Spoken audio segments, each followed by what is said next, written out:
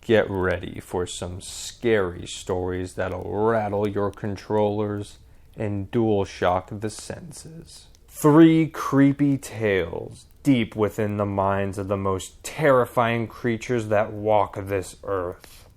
Gamers. Welcome to Tales from the Necrofamicom.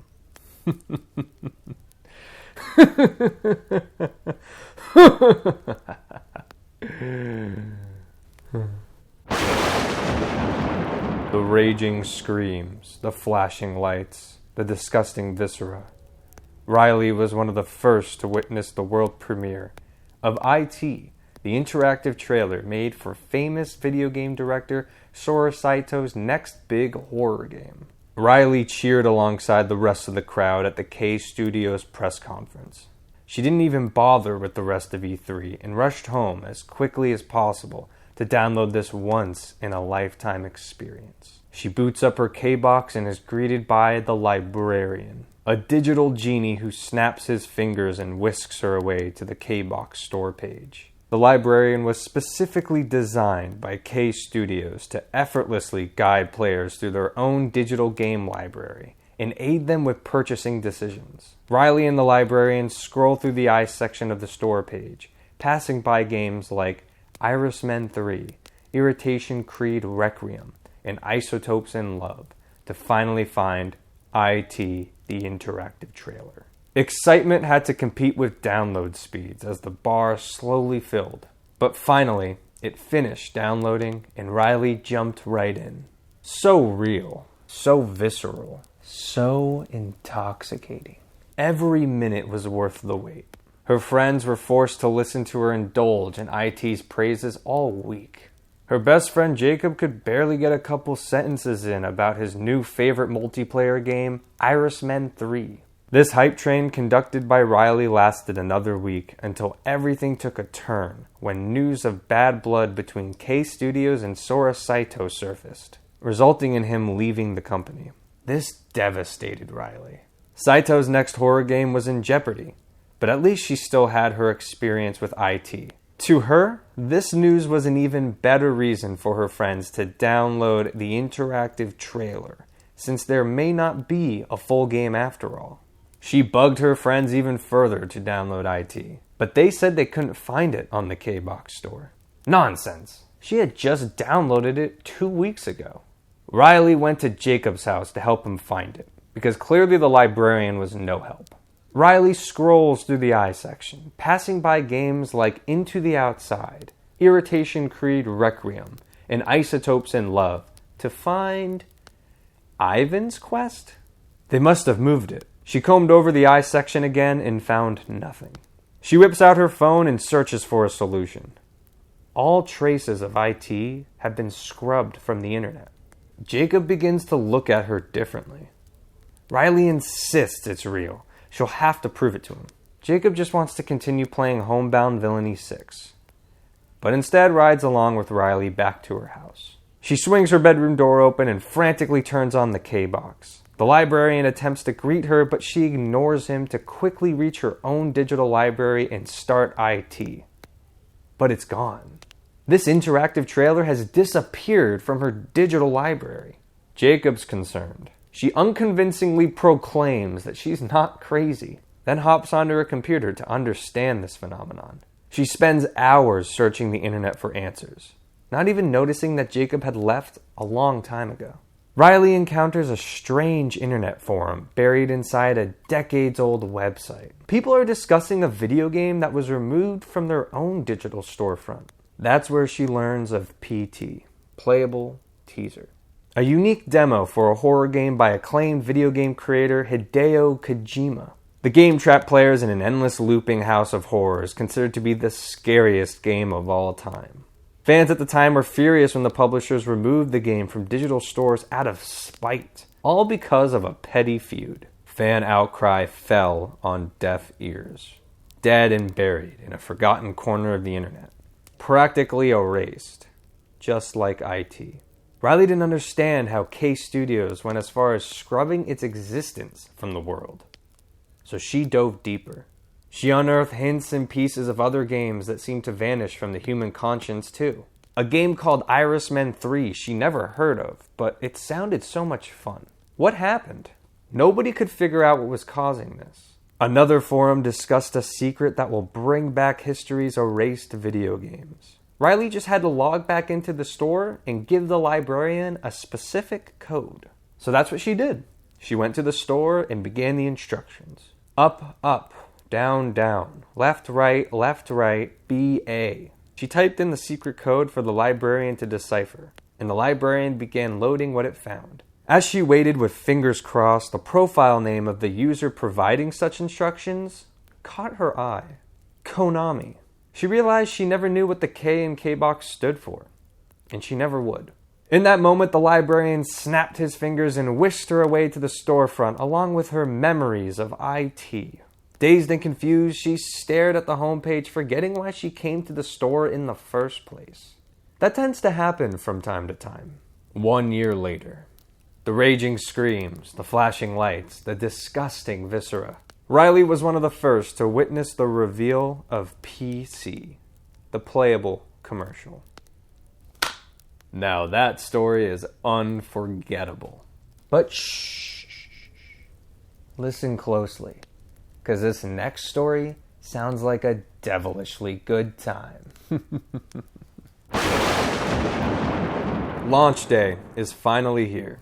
The most anticipated game of the year has been unleashed, and its name is Fruits of Our Labor. Steve has already got the full game preloaded onto his PC and is driving up to his family's cabin so they can have some sweet, sweet alone time. This game is going to be the most ambitious and advanced video game on the market without a doubt. Players all around the world were hooked the moment they saw its gameplay reveal. It showcased a sprawling open-world RPG from acclaimed writer and game designer Adam Noby, who promised a dynamic creation filled with crafting, base building, fully destructible environments, intricate dialogue trees, and a living, breathing world of secrets.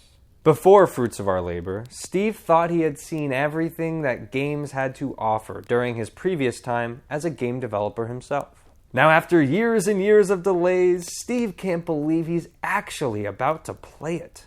He did not hesitate to call off the whole week from work so he could binge the game at his family cabin, away from the outside world. No internet, no responsibilities, and no distractions. Steve makes his way to the cabin and barges through the front door to be greeted by his beautiful OLED TV and surround sound system hooked up all around the cozy cabin. He plugs in his PC and gets everything ready for his gaming vacation until he notices the stupid Wi-Fi router's on. His mom must have left it on for him. No internet, them's the rules. Steve disconnects the router, tosses the cables aside, and gets ready for a once-in-a-lifetime gaming experience. Right away, he was sold by the world and completely enraptured by the storytelling.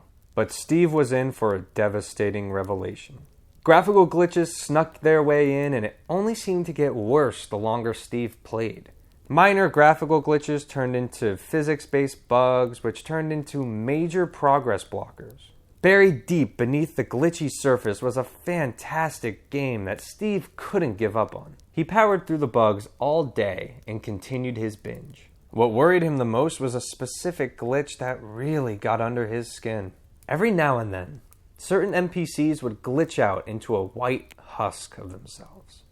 Arms contorting back and forth like sidewinders with muscle spasms. Their face would disappear, leaving behind floating eyeballs and teeth underneath whatever hairstyle the RNG decided to give them that day. Legs no longer animated and were forever stuck in a spread eagle position above the ground. Steve definitely laughed at it the first time, but the sheer amount of NPCs that would randomly glitch in and out of this figure turned the goofy glitch into genuine jump scare material. All these bugs came to a head when Steve came face to face with a game-breaking bug. He powered through every other broken challenge up to this point to reach the final mission. But the NPC he needed to speak to in order to start the mission wasn't there. He tried everything, but couldn't get this character to show up for the finale. This led to Steve tragically breaking his one big rule. He turned on the internet to do some research. He waited way too long for this game to not see it all the way through. These problems were not unique to him. Glitches plagued every copy of Fruits of Our Labor, especially this game-breaking bug. Nobody had been able to beat the game yet, and the developers specifically stated that they were not going to support the game with any further patches. Fans were not happy, and some tech-savvy fanatics band together to work on their own bug fixes. The team made progress, but still, nobody could figure out how to fix that game-breaking bug. Once Steve read their failed apparatus, he knew what to do.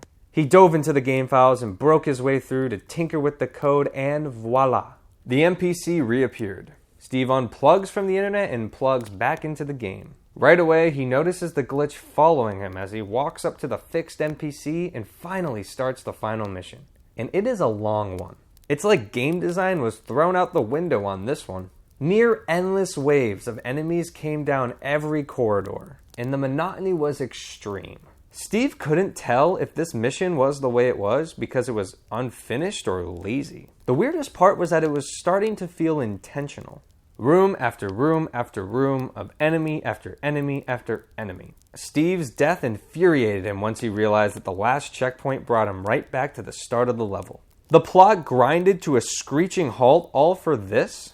Where was the magic he fell for before the game's release? Regardless, Steve was determined to beat this game come hell or high water. 4 hours. It took 4 hours, but he finally did it.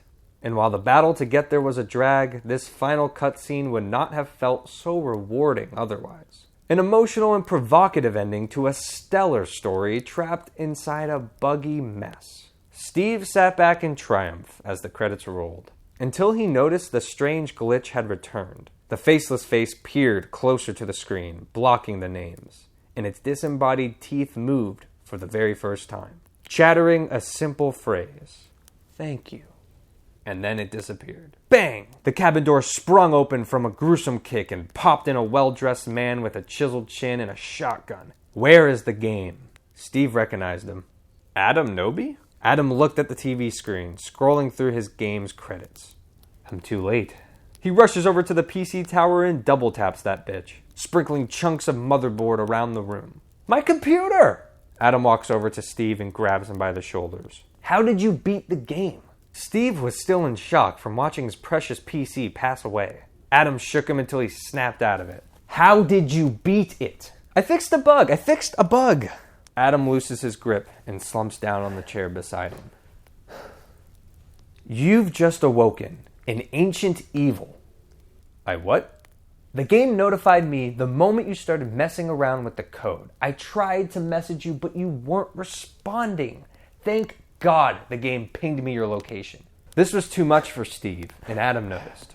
Look, a demonic presence latched itself onto the game, and I was able to trap it inside by adding as many bugs as possible. How did this thing get inside in the first place? I made sacrifices that I'm not proud of. I just needed a hit on my hands, and it went too far, okay? Pure evil took residence in that game, and you just let it out. Don't pin this on me. If you were so concerned, why did you release it? We had to. Our corporate investors wouldn't listen to reason. They'd rather risk people's lives than lose money on this game. The bugs were the only way to stop it. We even refused to patch it to make sure that nobody would finish it. These investors really allowed you to release it this broken? Oh please, they don't care about the quality. They literally let it release with a demon inside it. They were actually thrilled when we told them we weren't going to patch it. It saved them a ton of money.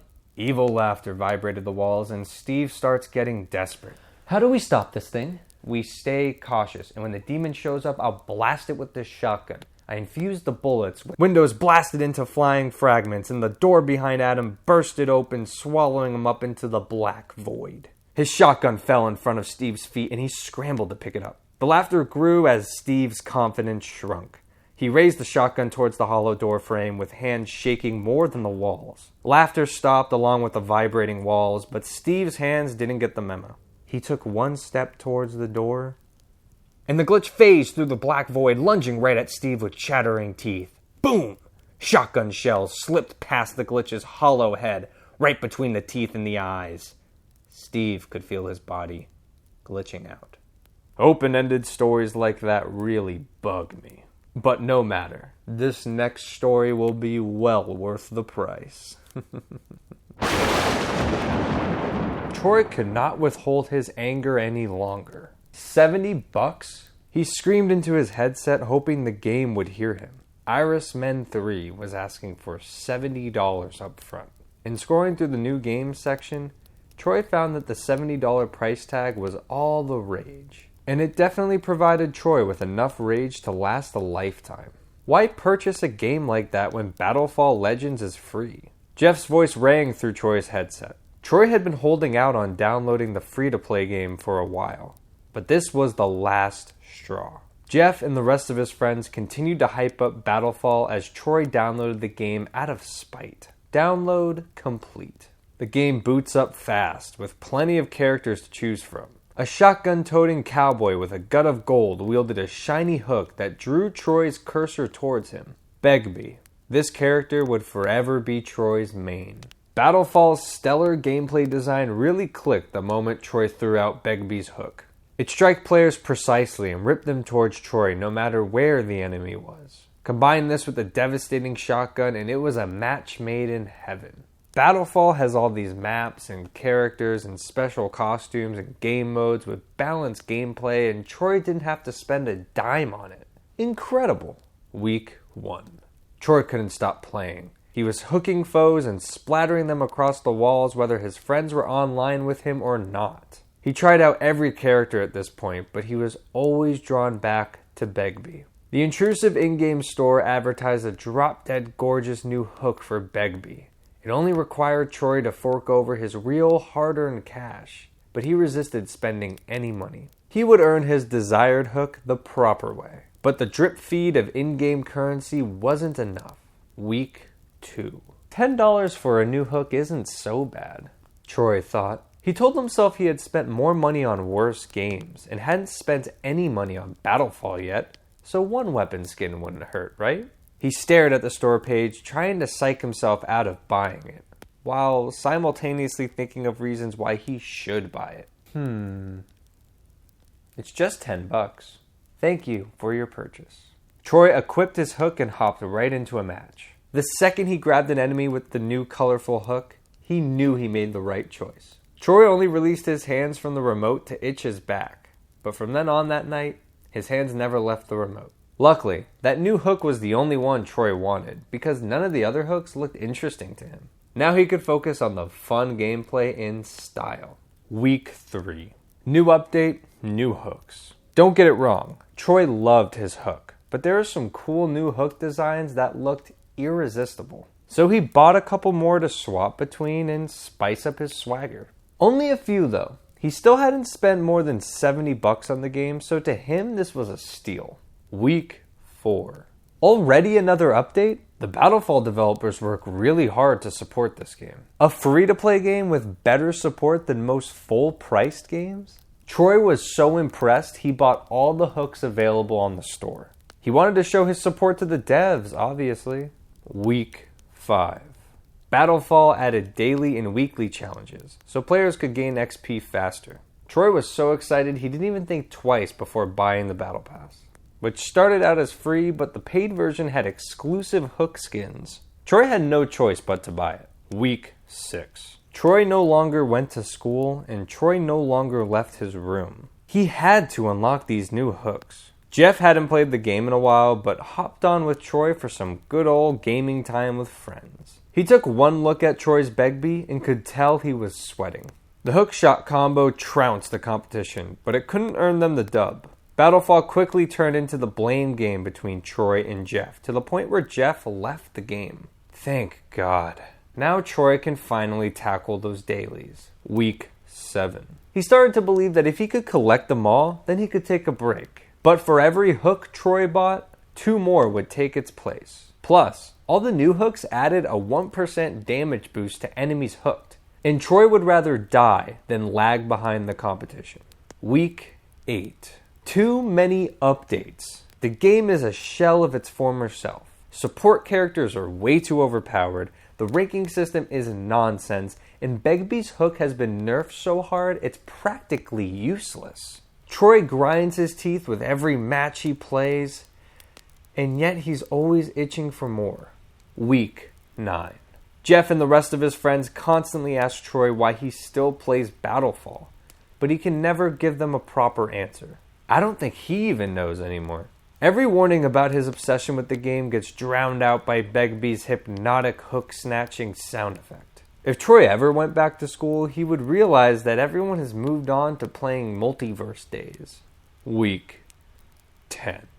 It's a Christmas miracle. Troy is getting fed up with Battlefall. The game's quality dips with each new update, and all the fun has been sucked out of him. Just as Troy is about to put the controller down, a new update pops up on the screen. Season 2 is here. Buy the new Battle Pass right now.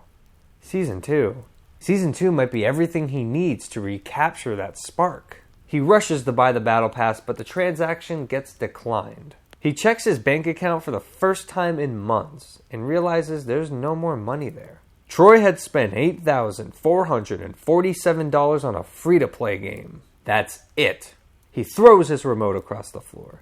What has Troy done to himself? He tries getting up from his chair, but struggles as his shaky legs cry out to him. A sharp pain creeps up his back and whips him back onto the chair. He tries to get up again, but this indescribable pull returns him to his seat. Whatever is preventing him from leaving his chair goes beyond his bone-skinny legs. The itch he's been feeling has been replaced with a throbbing pain. Troy's new daily challenge was to leave this chair right now. He shoots upwards with what little leg strength he has left and lunges forward with all his might.